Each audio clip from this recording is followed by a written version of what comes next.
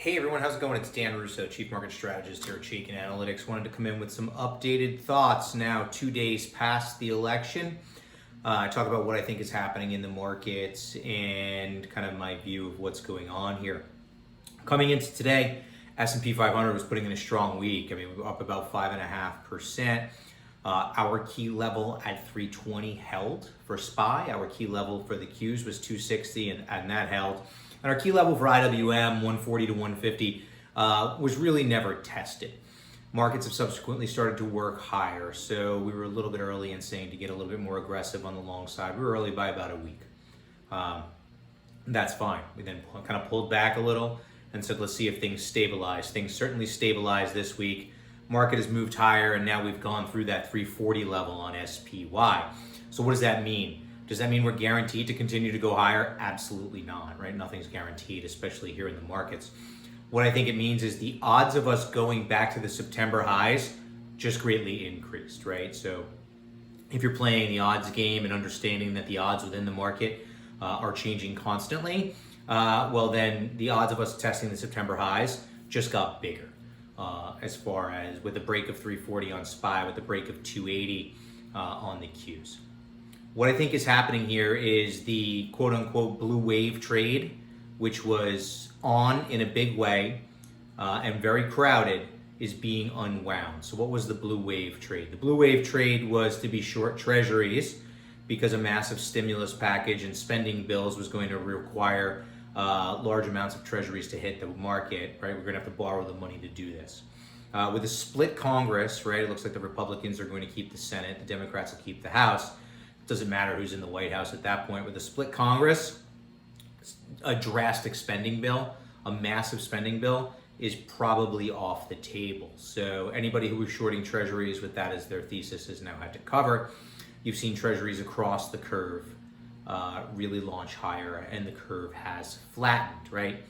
The other easy short, according to the blue wave trade, was to be short growth, short technology, especially technology and consumer services names, communication services names rather, right? We saw what was starting to play out. Congress was coming after Facebook, Google, Apple, right?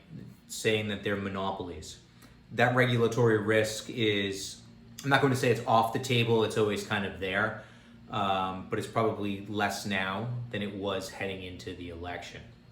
So you've seen technology in the form of the Qs and the XLK work higher. If you go back and read my notes, we highlighted XLK and said as long as we're above 110, that's the key level.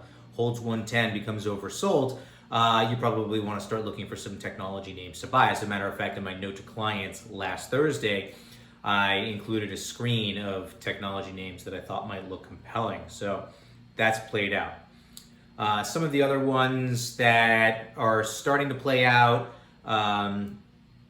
value. Value was starting to outperform.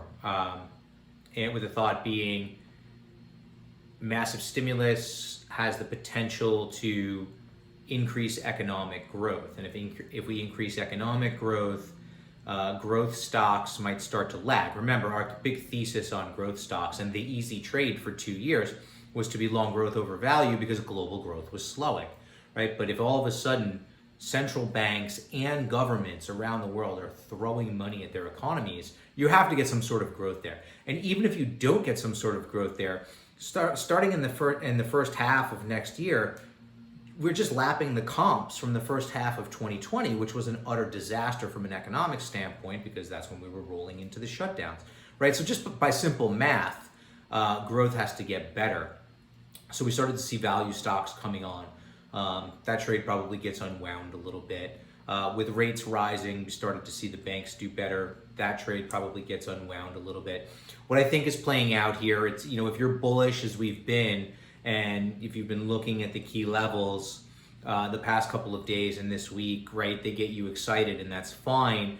But I'm trying to understand why it's happening. I can see what's happening, right? I'm trying to understand the why of it. And right now, the why of it is likely an unwind of those trades. Now, I normally don't concern myself with the why of it, but in this case I am.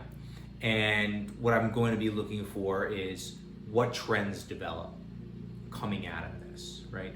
With the full understanding that we still don't know who is the president, right? So risk management is still important, right? I think that if we kind of inside of a week of the election, I think if we find out who is occupying the Oval Office come January, that'll be fine. I think if it drags much beyond that, some risk starts to creep back into the market. So as always, manage risk, right? Nothing's ever 100% certain, right? So odds are we're going higher, but not guaranteed. So a solid risk management process is going to be important there. So those are just my high level thoughts right now as it plays out. And hopefully we know who's occupying the Oval Office soon. I think that would take another risk off the table and set the stage for this trend to continue. As always, we're going to watch it. We're going to utilize the Chaikin power gauge rating on individual equities and on ETFs to drive a lot of our views, right? And it'll be a key input in a lot of our views in conjunction with the trends. So as we see trends unfolding and they're confirmed by the power gauge rating, whether it be for individual equities or ETFs, we'll get excited. That's all I have for today. We'll come back with updated thoughts when I have them. Be well, be safe. We'll talk to you soon.